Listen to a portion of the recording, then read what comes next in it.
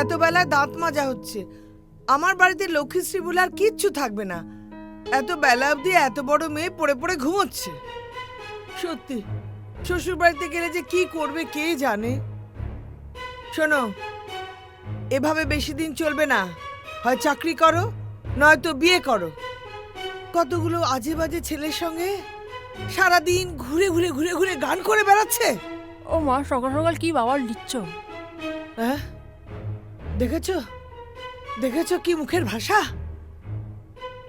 আর হবে নাই বা কেন? কতগুলো রকবাজ নেশাখোর ছেলের সাথে মেলামেশা করলে তো এমনই হবে। ও মা, স্টপ ইট। কিসের স্টপ ইট? হ্যাঁ, কিসের স্টপ ইট? অনেক সহ্য করেছি, কিন্তু আর থামবো না, আমি বলে দিলাম। আহ, কি হলো কি? সকাল সকাল কি শুরু করলে? পাড়ার লোকেরা কি বলবে? তুমি তো আসল কালপ্রিট। তোমার প্রশ্রয় তো মেয়েটার এমন অবস্থা হয়েছে। যা বাবা, আমি আবার কি করলাম? তুমি তো যত নষ্টের গোড়া। মেয়েটাকে একটু শাসন করতে পারো না? উফ, এতক্ষণ আমার পেছনে পড়ে শান্তি হয়নি, তাই তোমার পেছনে পড়েছে। দেখেছো দেখেছো মুখের ভাষা দেখেছো? না মামনি, মাকে পেছন বলতে নেই। ঠিক আছে, বকে দিয়েছি। বকে দিয়েছি? কি বকারে ধরন! যেদিন বড় কোনো গন্ডগোল করে ফেলবে না, সেদিন আফসোসের কোনো সীমা থাকবে না। যত সব আজে বাজে বন্ধু বান্ধব। জঘন্য কোথায়? কত সুন্দর বন্ধু বান্ধবের সাথে গান বাজনা এই সমস্ত নিয়ে রয়েছে। ওগুলো গান বাজনা? ওগুলো গান বাজনা? চিৎকার করছে সব, আর তোমার মেয়েও তাদের সাথে চিৎকার করে ঘুরে বেড়াচ্ছে। শোনো মা, ব্যান্ড মিউজিক নিয়ে তোমার কোনো আইডিয়া নেই, তাই এসব কথা বলছো। আমার আইডিয়া করার কোনো দরকারও নেই। ভদ্র ঘরের মেয়ে কোথায় রবীন্দ্রসঙ্গীত করবে? তা নয়, যত সব অপসংস্কৃতি।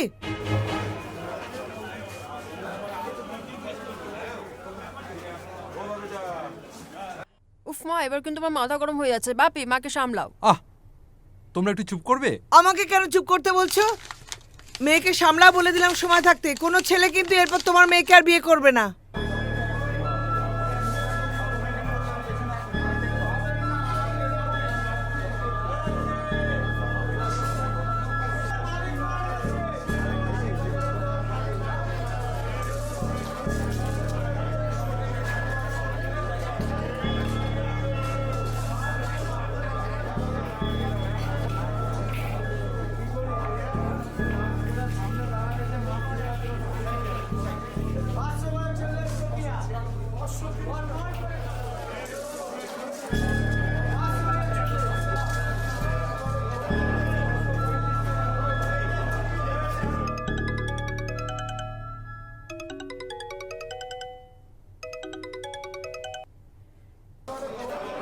হ্যালো তৃষা।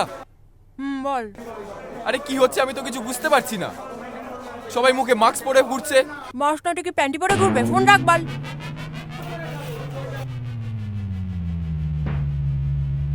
হ্যাঁ, হ্যাঁ গো, কি কি বললো? কি বললো? কি বললো? কি সব ভাষায় কথা বললো? না, ওই গানের লিরিক্স বললো। গানের লিরিক্স? এটা কোন ভাষার গানের লিরিক্স? হ্যাঁ, জানি না তো, আমি ঠিক জানি না তো। দাঁড়াও দাঁড়াও, ওই ঘরে বোধহয় ফোনটা ফেলে এসেছি।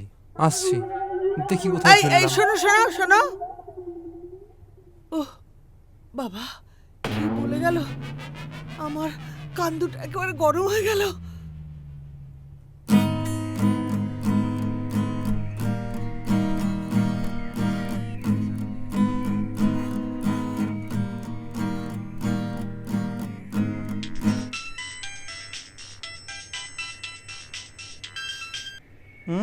হ্যালো, বাড়িতে আছিস?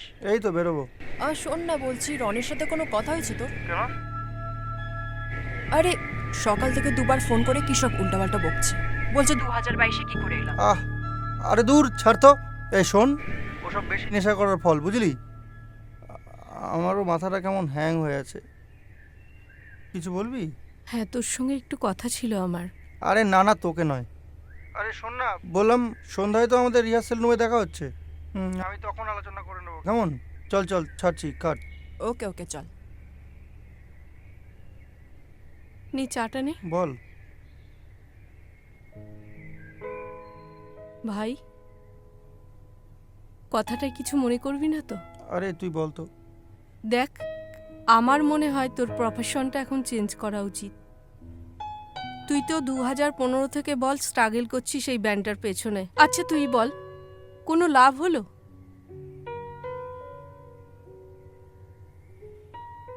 লক্ষ্মী ভাই, আমি না মানে হুট করে কথাটা বলে ফেললাম, কিছু আরে। মনে করিস না।